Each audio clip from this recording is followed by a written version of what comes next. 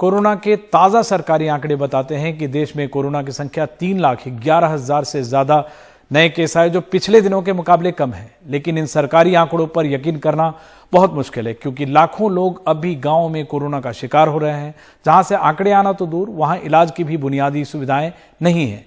इसका एक अंदाजा आपको दिल्ली से महज 80 किलोमीटर दूर ग्रेटर नोएडा के मेवला गोपालगढ़ गांव में मिल जाएगा, जहां जाकर ग्राउंड रिपोर्ट तैयार की है हमारे सहयोगी राजीव रंजन ने।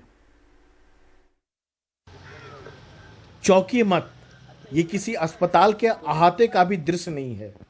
ये हकीकत है दिल्ली से महज 80 किलोमीटर दूर ग्रेटर नोएडा के मेवला गोपालगढ़ गांव की। लोग बीमार हैं, अस्पताल में जगह नहीं, लिहाजा यहां नीम के पेड़ के नीचे टहनियों से बांधकर ड्रिप लगाकर मरीजों को दवा दी जा रही है। 67 साल के हरदीप सिंह के फेफड़ों में इन्फेक्शन है, कोरोना पॉजिटिव है और इस तरह इलाज करवा रहे हैं। उनका कहना है अस्पताल में हालात और भी खराब हैं। मुझे यहीं आराम मिल रहा है।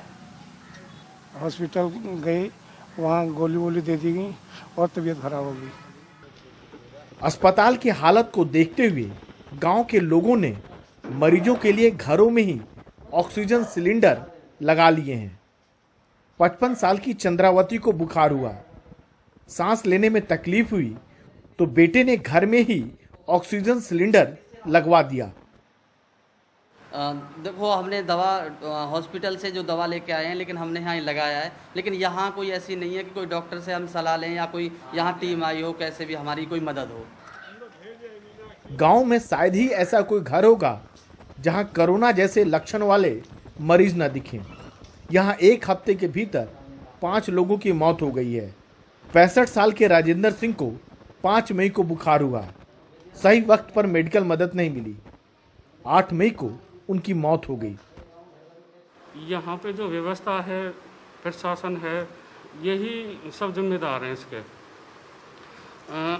जिस दिन पापा जी एक्सपायर हुए हैं, उसके 2-3 दिन पहले फीवर हुआ था। हम जेवर दिखाने के लिए गए, कोई भी डॉक्टर देखने को तैयार नहीं होता, चाहे छोटा अस्पताल है या जो भी डिग्री होल्डर डॉक्टर हैं, वो देखने को तैयार नहीं है कोई भी। गांव में कोरोना की जांच ही नहीं हो रही है। गांव के प्रधान योगेश तलान के मुताबिक स्वास्थ्य विभाग की टीम यहां पहुंची ही नहीं। सबसे बड़ी विडंबना ये है कि गांव में अभी तक जिस तरह से निवेदन करने के बावजूद भी सैनिटाइजेशन का काम नहीं हुआ है, और डॉक्टरों के पास जाएं कहाँ जाएं, कहीं डॉक्टर नहीं है, कहीं क्लिनिक नहीं है। ये इस हाल में लोग मरने को मजबूर हैं गांव के अंदर। उधर जेवर इलाके के स्वास्थ्य अधिकारी इससे इनकार करते हैं। उनका दावा है कि इस इलाके में हर रोज करीब 800 रैपिड एंटीजन और 600 आरटी-पीसीआर टेस्ट किए जा रहे हैं। हालांकि आसपास के 38 गांवों के लिए ये टेस्टिंग भी काफ़ी कम है। तो ऐसा नहीं, टेस्ट नहीं हो रहा है। हमारा एरिया बड़ा है, हर जगह एरिया बड़ा है, लोगों को कहने पर नहीं है कि हमारा टेस्ट नहीं हो रहा है। लोग जिस गांव में जाती थी उस जगह में कराएं जा करके। ये उनको, शासन को और सबको सहायता करें, क्योंकि ये महामारी है। ये महामारी के समय सबको एक साथ होना होगा। ये हालत ग्रेटर नोएडा के जेवर के मेवला गोपालगढ़ गांव की ही नहीं, आसपास के तमाम गांवों में ऐसे ही हालात हैं। कहते हैं भारत गांव का देश है। अब गांव अगर इस हालत में होंगे तो भारत की हालत खुद ही सोचिए। गांव में न तो कोई डॉक्टर है और न ही कोई इलाज की सुविधा। यह पता लगाना तक मुश्किल है जो मर रहे हैं वो कोरोना से मर रहे हैं या फिर किसी और दूसरी वजह से। जाहिर है यहाँ कोरोना के खिलाफ लड़ाई इतने कम साधनों से नहीं लड़ी जा सकती। सरकार चाहे जो भी लंबे चौड़े दावा करे। ग्रेटर नोएडा के जेवर से कैमरामैन अशोक माले के साथ मैं राजीव रंजन, एनडीटीवी इंडिया। तो ये दर्दनाक हालत दिल्ली से सटे एक गांव की। अब सोचिए दूर के ग्रामीण इलाकों या कस्बों में क्या हाल होगा। इसका एक अंदाजा तो उत्तर प्रदेश और बिहार में गंगा में बह रहे शवों को देखकर लगता रहा है। ये शव सरकार के आंकड़ों पर गंभीर सवाल खड़े करते रहे हैं। उत्तर प्रदेश में सरकारी अमला अब गंगा में बहते इन शवों को हटाने में जुटा है। इसके बावजूद शवों के नदी में बहकर आने का सिलसिला थम नहीं रहा है। देखते हैं हमारे सहयोगी अजय सिंह की ये रिपोर्ट। जीतलाल लेखपाल हैं। पहली बार इन्हें शवों को गंगा में नहीं डालने की मुनादी करनी पड़ रही है। हालांकि इनकी ड्यूटी जमीन की नापतोल और उसका लेखा जोखा रखने की है, लेकिन फिलहाल ये गंगा किनारे इस बात का लेखा जोखा रख रहे हैं कि कहीं कोई आकर गंगा में शव न फेंक जाए। लोगों की ड्यूटी 5-6 दिन पहले जो बिहार प्रांत में डेड बॉडीज मिलने की सूचना मिली थी, तुरंत तत्काल हमारे अधिकारियों ने डीएम साहब भी परसों दिन आए थे, एसपी साहब भी आए थे। तुरंत हम लोग नाव लेकर पेट्रोलिंग पे निकले और देख रहे जहाँ डेड बॉडी मिली उसको हम लोग अंतिम दाह संस्कार किए। और अभी भी लगातार दिन रात लगे हुए नाव लेकर गंगा के घाटों तक दोनों तरफ की कहीं भी डेड बॉडी मिली तो उसको अंतिम दाह संस्कार किया जा सके। राजस्व टीम व हमारी पुलिस टीम गंगा पुलिस भी माइक लेकर चेतावनी के साथ पहरा भी दे रही है कि कहीं कोई शव उनकी सुरक्षा सीमा में न आ जाए। पुलिस इसके लिए लगातार गश्त कर रही है। ये पेट्रोलिंग हम लोग कर रहे हैं कि कोई भी लाश बाहर से जो दह के आ रहे हैं उसको देख रहे हैं। देखने के बाद अगर मिलता है तो उसको दाह संस्कार करते हैं। विधिवत जो होता है उस तरह से हम लोग दाह संस्कार कर रहे हैं।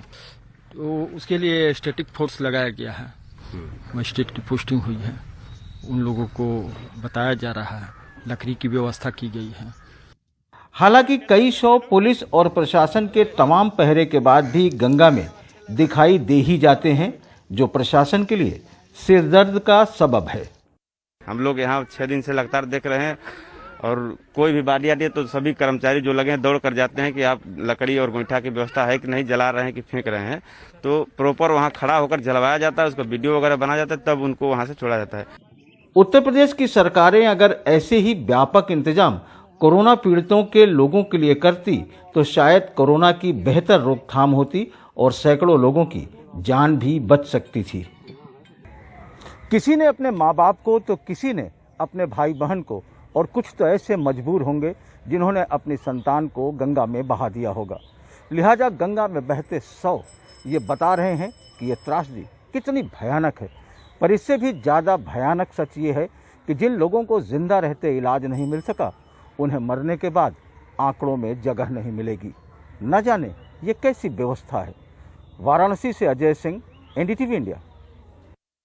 तो जो बातें जिंदा इंसान नहीं कह पा रहे, लाशें कह दे रही हैं। कोरोना को लेकर हमें हर ओर नजर दौड़ानी होगी। कश्मीर घाटी में देखें तो वहां भी वैक्सीन की बड़ी किल्लत है। ज्यादातर लोगों को बीते एक हफ्ते से टीकाकरण केंद्रों से निराश होकर लौटना पड़ा है। श्रीनगर समेत वहां के कई जिलों में कोरोना वैक्सीन की एक भी डोज नहीं बची है। कश्मीर घाटी में कोविड वैक्सीन की किल्लत। पिछले एक हफ्ते से तमाम लोगों को टीकाकरण केंद्रों से मायूस ही वापस लौटना पड़ रहा है। वैक्सीन की पिछली खेप 8 दिन पहले आई थी और अब श्रीनगर और आसपास के कई जिलों में वैक्सीन की एक भी डोज नहीं बची है। पिछले कई दिनों से यहाँ पर सोपोर, एसडीएच सोपोर में वैक्सीन अवेलेबल नहीं है। हमारी मांग ये, हमने इससे पहले बीएमओ साहब को भी फोन किया लेकिन उन्होंने फोन उठाने की जहमत गवारा नहीं। अधिकारियों के मुताबिक जम्मू कश्मीर में अब तक 28 लाख लोगों को टीका लगाया जा चुका है, लेकिन शनिवार को जम्मू कश्मीर के 10 जिलों में कुल मिलाकर सिर्फ 504 टीके ही लगाए जा सके। So far COVID-19 vaccination is concerned, J&K is doing reasonably well. Regarding 45 plus age group, we have already covered 65% of the population, which is much higher than the national average. Though recently, for the last 1 week, we are facing some delay in the vaccine availability. Corona के case बढ़ने के बाद से यहाँ भी सख्त lockdown लगा दिया गया है। प्रशासन ने 24 मई तक कर्फ्यू बढ़ा दिया है। श्रीनगर से नजीर मसूदी की रिपोर्ट, एनडीटीवी इंडिया। और बिहार की राजधानी पटना से सटे कई गांवों में कोरोना के चलते सैकड़ों लोगों की जान जा चुकी है, लेकिन सरकार का इस ओर ध्यान नहीं है। पटना से सटे मनेर विधानसभा क्षेत्र में प्राथमिक चिकित्सा केंद्र बदइंतजामी का शिकार है। मनेर गांव में कोई वैक्सीन सेंटर तक नहीं है और गांव से दूर जो 1-2 वैक्सीन सेंटर बनाए गए हैं वो ज्यादातर बंद ही रहते हैं।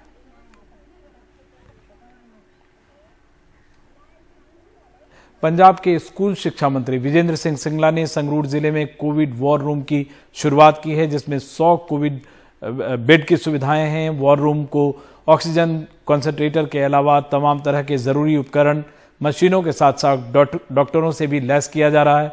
यहाँ plasma donor, blood donor, vaccine की जानकारी भी 24 घंटे उपलब्ध कराई जाएगी। मंत्री सिंगला ने कहा कि यहाँ बड़े स्तर पर टीका भी खरीदा जा रहा है।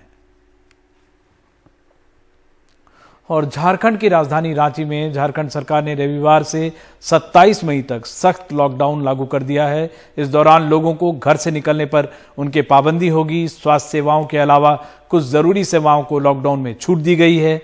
पुलिस ने अपनी चौकसी और गश्त बढ़ा दी है।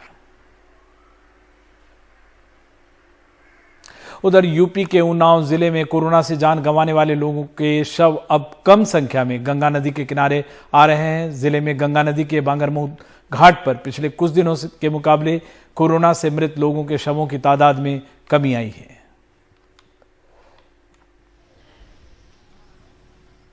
यूपी के मेरठ में राज्य के मुख्यमंत्री योगी आदित्यनाथ ने रविवार को कोविड-19 कमांड सेंटर का दौरा किया।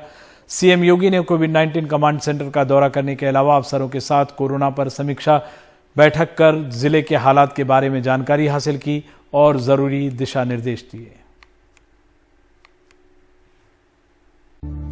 दिल्ली की 3 ऐसी इमारतें जिनका ऐतिहासिक महत्व रहा है, सेंट्रल विस्टा प्रोजेक्ट के कारण तोड़ दी जाएगी। नेशनल म्यूजियम, नेशनल आर्काइव और Indira Gandhi international centre for arts तीनों इसकी जद में हैं। अभी इनका तोड़ा जाना शुरू नहीं हुआ है, लेकिन इससे संबंधित कागजी प्रक्रिया चल रही है। आखिर इन पुरानी धरोहरों का क्या है मोल और क्यों इतिहासकार और आर्किटेक्ट इसकी आलोचना कर रहे हैं, देखते हैं इस रिपोर्ट में।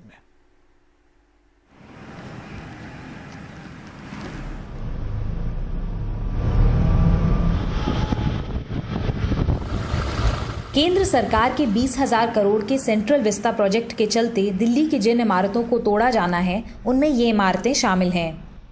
नेशनल म्यूजियम, राष्ट्रीय अभिलेखागार, इंदिरा गांधी राष्ट्रीय कला केंद्र, शास्त्री भवन, विज्ञान भवन, उपराष्ट्रपति निवास, जवाहर भवन, निर्माण भवन, उद्योग भवन और रक्षा भवन। ये इमारतें कुल 4,58,820 वर्ग मीटर पर बनी हैं। इन इमारतों को तोड़े जाने पर सवाल उठाए जा रहे हैं।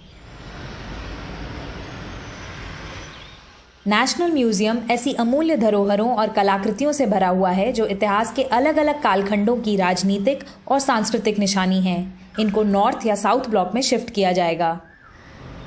राष्ट्रीय अभिलेखागार की इमारत को तो नहीं तोड़ा जाएगा, लेकिन इससे जुड़े भवन को तोड़ नई इमारत बनाई जाएगी। यहाँ पर जो रिकॉर्ड्स रखे गए हैं उसमें 45 लाख फाइल्स हैं, 25,000 दुर्लभ मैन्यूस्क्रिप्ट्स हैं, 1 लाख से भी ज़्यादा मैप्स हैं और 1,30,000 मुगल डॉक्यूमेंट्स हैं। इनमें से ज़्यादातर कागजात नाजुक किस्म के हैं और अगर उनके साथ सावधानी नहीं बरती गई तो ऐसा नुकसान होगा जिसकी भरपाई करना मुश्किल हो सकता है।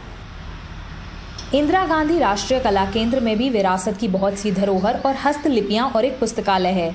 इनको अस्थायी तौर पर जनपद होटल शिफ्ट किया जाएगा। इसे इसके लिए तैयार किया गया है। हाल ही में देश और दुनिया के करीब 80 बुद्धिजीवियों, इतिहासकारों और विशेषज्ञों ने प्रधानमंत्री नरेंद्र मोदी को चिट्ठी लिखी है। इनमें रोमिला थापर, गायत्री स्पिवैक और एन प्रमुख शामिल हैं। इन्होंने सेंट्रल विस्टा प्रोजेक्ट रोकने की मांग करते हुए लिखा है कि महामारी के समय इस प्रोजेक्ट को जारी रखना काफी चिंताजनक है। महामारी को देखते हुए इसे तुरंत रोका जाए। संसाधनों को महामारी से लड़ने में लगाया जाए। राष्ट्रीय धरोहरों वाली इमारतों को लेकर लोकतांत्रिक तरीके से व्यापक सलाह मशवरा हो। अभी ये भी साफ नहीं है कि नेशनल म्यूजियम जैसी इमारतों में रखी गई धरोहरों को कहां और कैसे रखा जाएगा। इसी साल फरवरी में सरकार ने संसद में बताया कि सभी राष्ट्रीय धरोहर वाली इमारतों को संरक्षित रखकर जो भी बदलाव होंगे वो हेरिटेज कंजर्वेशन कमेटी की मंजूरी के बाद ही होंगे। लेकिन वास्तुकार इस दावे पर सवाल उठा रहे हैं। शहर के मूल स्वरूप को इस तरह से बदलना गलत है। सरकार का दावा है कि ये विरासतों को संरक्षित कर रही है, लेकिन ये भी गलत है क्योंकि कुछ इमारतों और उसके कुछ हिस्सों को भी संरक्षित किया जा रहा है।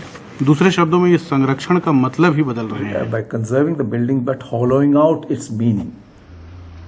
इन विवादों के बीच सरकार ने सेंट्रल विस्टा प्रोजेक्ट के निर्माण स्थल पर फोटोग्राफी और वीडियोग्राफी की मनाही कर दी है। सेंट्रल विस्टा प्रोजेक्ट को रोकने के लिए कोर्ट में दाखिल याचिकाओं को सरकार ने कानूनी प्रक्रिया का बेजा इस्तेमाल बताते हुए खारिज करने की अपील की है। नई दिल्ली में कैमरा पर्सन प्रेम सिंह के साथ सुकीर्ति द्विवेदी, NDTV इंडिया के लिए।